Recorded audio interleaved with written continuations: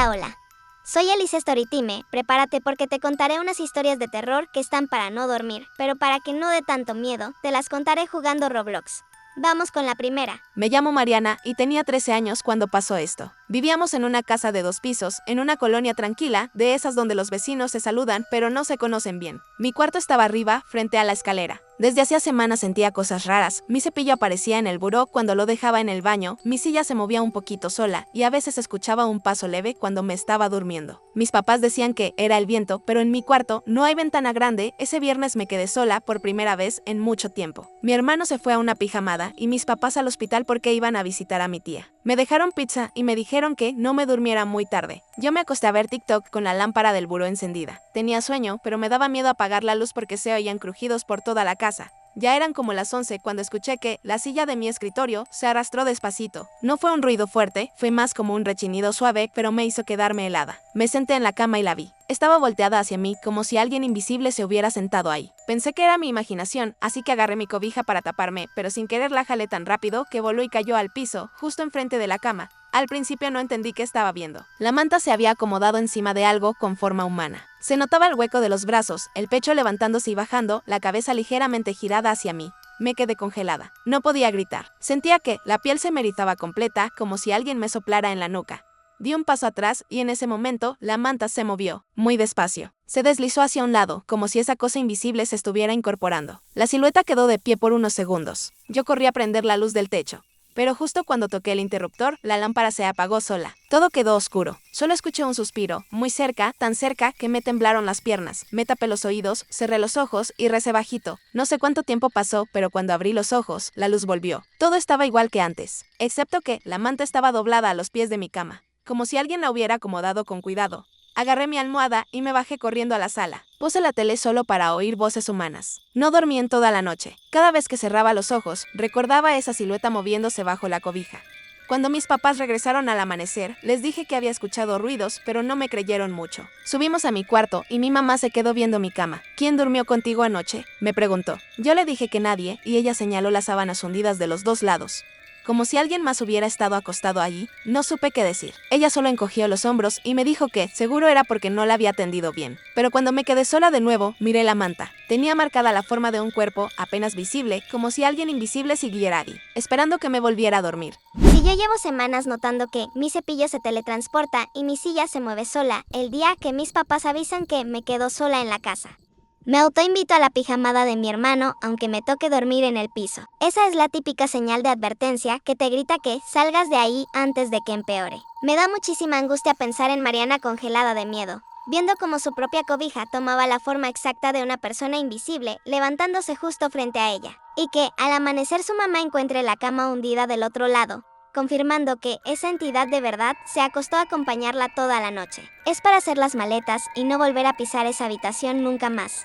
A partir de hoy, instauro una regla personal inquebrantable en mi vida. Voy a dormir metida en un saco de acampar cerrado hasta el cuello, como oruga. Si no dejo absolutamente ninguna sábana suelta en mi cama, es físicamente imposible que algo invisible se meta debajo de ellas para tomar forma y asustarme en la madrugada. Vamos con la siguiente historia de terror. En la secundaria nos dejaron hacer un documental para la clase de historia. El tema era la memoria del barrio. A mí me encantó la idea, así que invité a mis amigos Leo y Majo. Queríamos entrevistar a los vecinos viejitos y mostrar cómo había cambiado todo: las calles, las casas, los parques. Un día, mientras buscábamos quien quisiera salir, un señor nos saludó desde su puerta. Si buscan historias, aquí tengo muchas, dijo con una sonrisa amable. Era don Ramiro, un hombre canoso que vivía en una casa antigua de la esquina. Olía a madera, a café recién hecho y a humedad vieja. Nos invitó a pasar y aceptó encantado que lo grabáramos para el proyecto. El día de la entrevista nos mostró álbumes llenos de fotos antiguas. Hablaba despacio, mirando la cámara como si recordara cada detalle. Aquí jugaban los niños de antes, decía con voz tranquila. Siempre me gustó conservar sus recuerdos. Todo parecía normal hasta que Majo, que grababa con el celular, me susurró al oído: mira esa foto. En la imagen se veía una niña con uniforme azul y mochila morada, igualita a una que había desaparecido meses atrás. Pensamos que era coincidencia, pero al avanzar en el álbum aparecieron más rostros conocidos, personas que habíamos visto en los carteles de búsqueda pegados por la colonia. Sentí cómo se me ponía la piel chinita. ¿De dónde sacó esas fotos?, Pregunté. Del barrio, hija. De mis recuerdos, contestó él, sonriendo sin dejar de mirarnos. Esa noche revisamos el video en casa de Leo y notamos algo peor. Detrás de don Ramiro, sobre una mesa, aparecían objetos que no estaban al principio de la grabación. Una pulsera con piedritas rosas, un zapato pequeño, una libreta con calcomanías. Decidimos volver al día siguiente para comprobarlo. Don Ramiro nos recibió con la puerta abierta y una calma que daba miedo. «Qué bueno que regresaron», dijo. «Quiero enseñarles el sótano. Ahí guardo lo más valioso». Mientras bajábamos, vi una cámara vieja en una repisa, igualita a la mía. Tenía etiquetas pegadas con cinta, grabación 2018, 2021, 2023. Sentí un nudo en el estómago. ¿También hace documentales?, preguntó Leo, intentando sonar normal. Sí, respondió él, pero los míos no eran para la escuela. Nos miró fijo, sin parpadear. Majo me jaló del brazo y justo entonces sonó el timbre, el del gas. Aprovechamos para correr hacia afuera y gritar por ayuda. Un policía que patrullaba cerca escuchó el escándalo y entró a la casa. Adentro encontraron cámaras ocultas, libretas con nombres y cajas con pertenencias de varias víctimas. A don Ramiro se lo llevaron esposado. La escuela canceló el proyecto y nuestro video nunca se entregó. Desde entonces no me gusta grabar nada. Cada vez que escucho el sonido de una cámara encendiéndose, se me encoge el estómago, porque entendí que hay personas que no guardan recuerdos por cariño, sino para repetir lo que nunca deberían recordar. Cuando estaba chiquita, me daba muchísimo miedo entrar a las casas antiguas de la colonia porque siempre olían a encerado viejo y me daban la sensación de que escondían secretos horribles. Nunca me imaginé que ese miedo que yo creía súper irracional, en realidad era un instinto de supervivencia básico que todos tenemos. Siento que a Majo y a los chicos de la historia literal los salvó su ángel de la guarda. Que el señor del gas tocara el timbre en ese milisegundo exacto fue lo único que evitó una tragedia terrible en ese sótano, porque ya estaban totalmente acorralados por la persona que menos esperaban. Es fuertísimo darte cuenta de que los verdaderos monstruos no tienen garras ni se esconden en los closets, sino que pueden verse como un abuelito inofensivo que te sonríe en la esquina. Ir a meterse a la casa de un desconocido, por más amable y tierno que parezca el señor, es una línea de peligro que jamás, por ningún motivo, debemos cruzar. Vamos con la storytime que sigue. Desde que mi mamá empezó a trabajar de noche, me daba miedo quedarme sola. No era tanto por los ruidos, sino por el silencio. A veces parecía que la casa respiraba conmigo. Una noche, para no sentirme tan sola, bajé al pasillo y vi luz saliendo por la ventana de al lado. Toqué la puerta y una voz dulce me dijo que pasara. Era una señora mayor con un suéter verde de esos tejidos a mano. Me sonrió y me ofreció té de manzanilla caliente, con un olor que me hizo sentir segura como si ya la conociera de antes.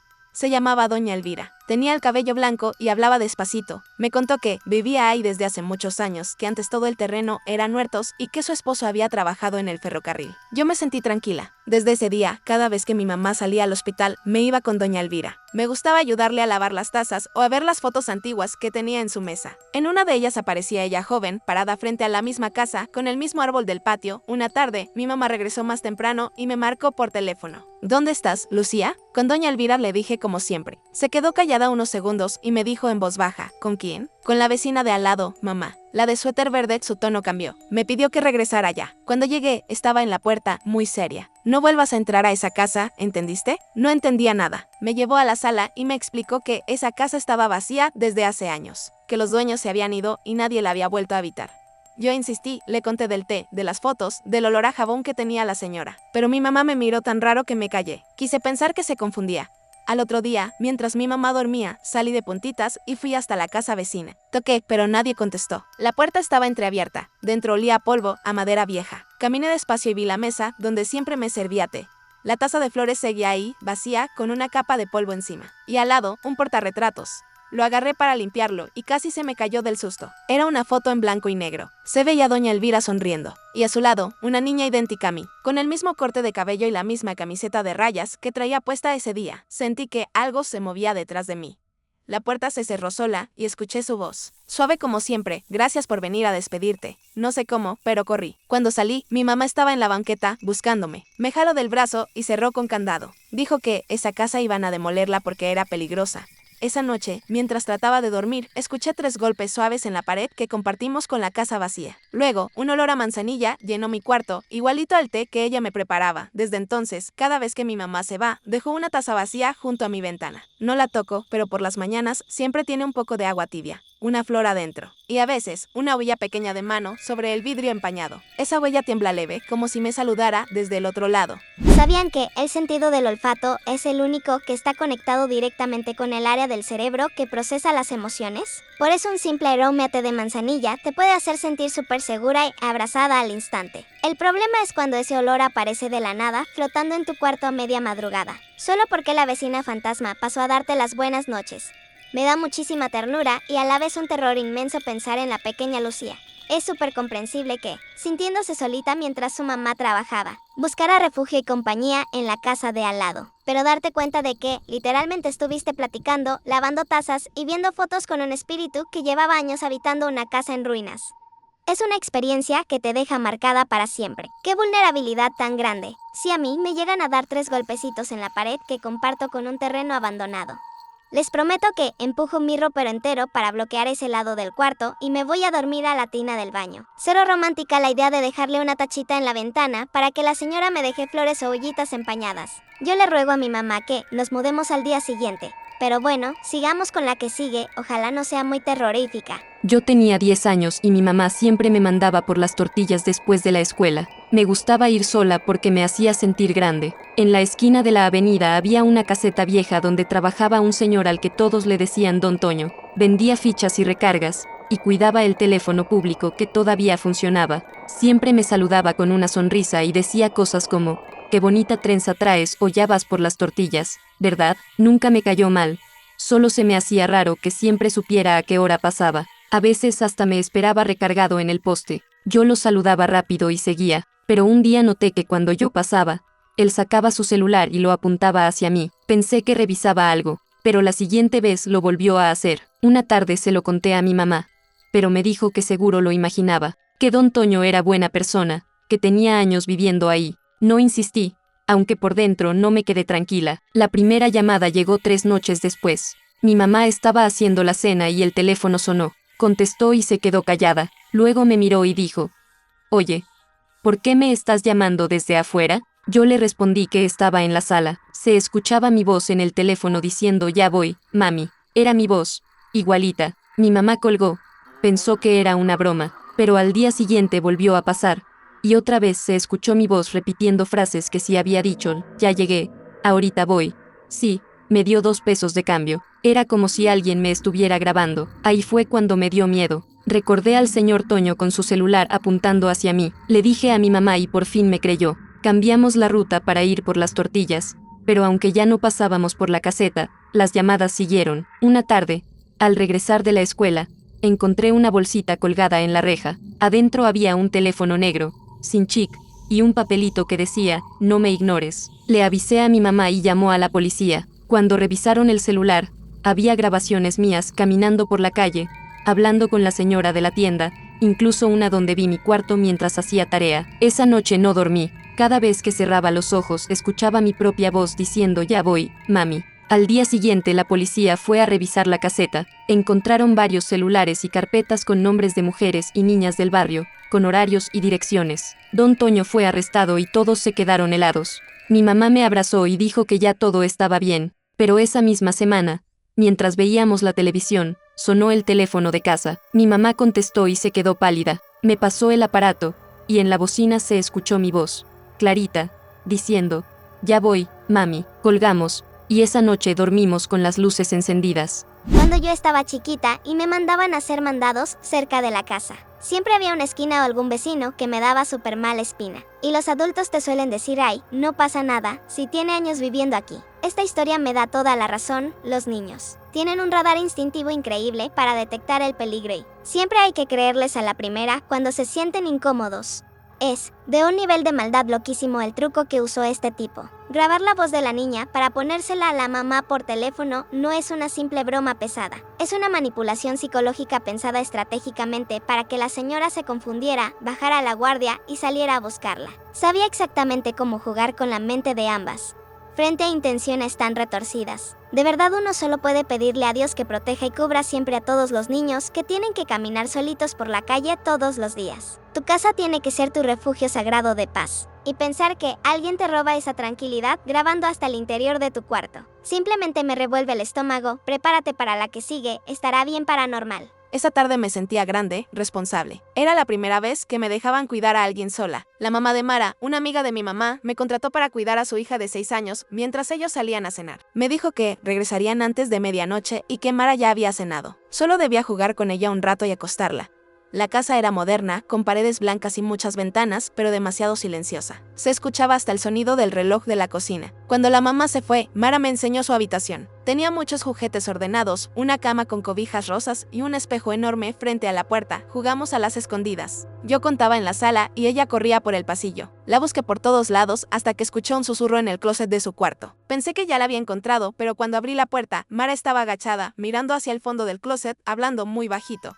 ¿Con quién hablas?, le pregunté riendo. Con mi otro yo, dijo sin verme. Se me hizo raro. Pensé que jugaba a inventar cosas, como todos los niños. Después de eso, la casa se sintió más fría. Los juguetes que estaban en su estante aparecían tirados en el suelo. El monitor del bebé que su mamá me había dejado en la cocina parpadeaba, mostrando el cuarto de la niña. Una vez lo miré y casi se me cae. Se veían 2 figuras en la cama, como si hubiera 2 niñas dormidas. Fui corriendo al cuarto. Solo estaba Mara, profundamente dormida. Me acerqué para taparla y cuando levanté la vista, vi el espejo frente a la cama. En el reflejo, la cama también tenía a 2 niñas. La otra Mara estaba de pie, al lado del closet, con la cabeza ladeada, observándome. Retrocedí sin poder respirar. Volteé para ver el mismo lugar del espejo, pero ahí no había nadie. El reflejo, en cambio, sí se movía. Sonrió, despacio, con una mueca rara, y levantó la mano como si me saludara.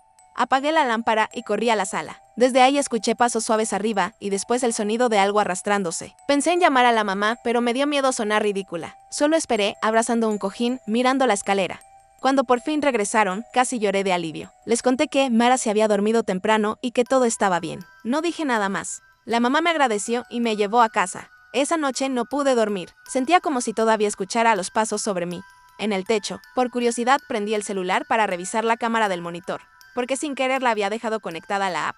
La imagen me heló la sangre. El cuarto estaba oscuro, pero se veía movimiento. Mara dormía, pero detrás de ella, una segunda silueta del mismo tamaño caminaba hacia el espejo. Cuando llegó frente a él, levantó la mano y apagó la luz del monitor desde adentro.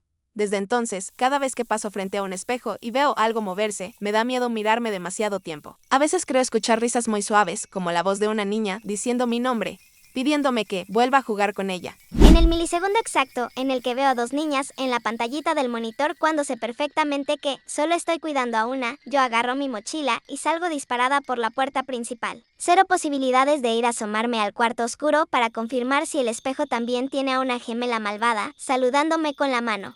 ¡Qué impotencia y qué terror tan gigante para la protagonista! Tratar de ser súper profesional en tu primer trabajo como niñera y terminar hecha bolita en la sala, abrazando un cojín mientras escuchas que algo invisible se arrastra en el techo. Es una experiencia que te deja marcadísima. Además, guardarte todo el susto para no sonar ridícula frente a los papás te deja con una vulnerabilidad horrible, enfrentando esa pesadilla tú sola.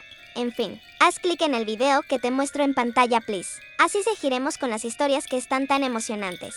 Muchas gracias por ver mi video y nos vemos en el que sigue.